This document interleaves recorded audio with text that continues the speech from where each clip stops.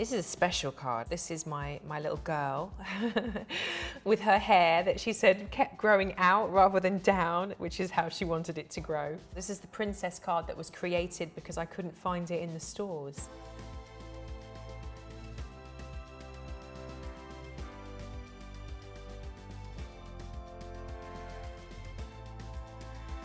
Motherhood launched my life in many ways, certainly launched my career. I was looking for a card for my little girl who was 7 and going through this stage where she didn't like her hair. And I went looking for a greeting card that would just kind of subtly reinforce her sense of self. And I thought, oh, I'll find a brown-skinned princess, and realised quickly that there was a complete absence of anything that was representative. And had one of those epiphany moments where I thought, oh, why don't I do this? Rather than discarding the thought, I stepped into it, and it changed my life because it opened up this entire entrepreneurial journey where I realised the power of doing something which is driven by meaning. Colourblind Cards went on to be really the first independent publisher to secure a presence for black cards or multicultural cards in the British High Street. We won lots of awards and got distributed in America and South Africa, and started this, or was certainly part of this early conversation around why representation and diversity and inclusion are so important in retail. I'm very proud of that.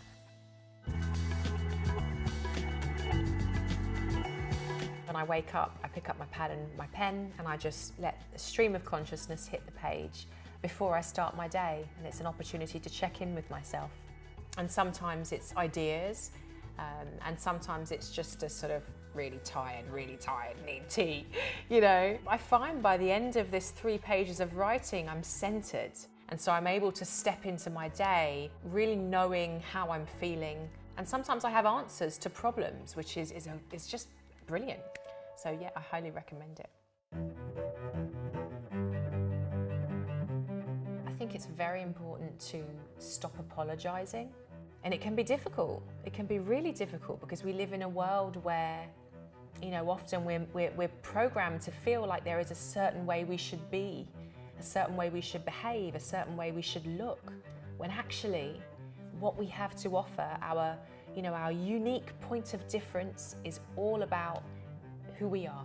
Because I will always be a woman who grew up on a council estate, who is very aware and has family and friends who are experiencing or have experienced the challenges which are a reality for people of colour, are a reality for people from lower socioeconomic backgrounds. And I'm proud of that because all of it has contributed to my unique perspective and my unique experience of the world, and that's what makes me who I am. 2.5 years ago, my dad had been diagnosed with terminal cancer, and we were very close. For the first time really in my professional life, I stopped doing, those things that had felt so critical and had held so much importance were put into perspective. And I guess it just sort of drove home how important it is for us to sometimes get off the treadmill.